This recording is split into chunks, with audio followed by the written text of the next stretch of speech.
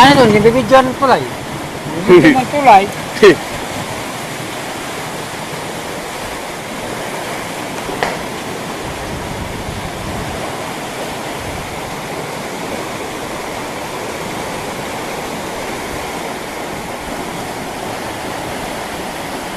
December 31, 2010, baha sa Palapag.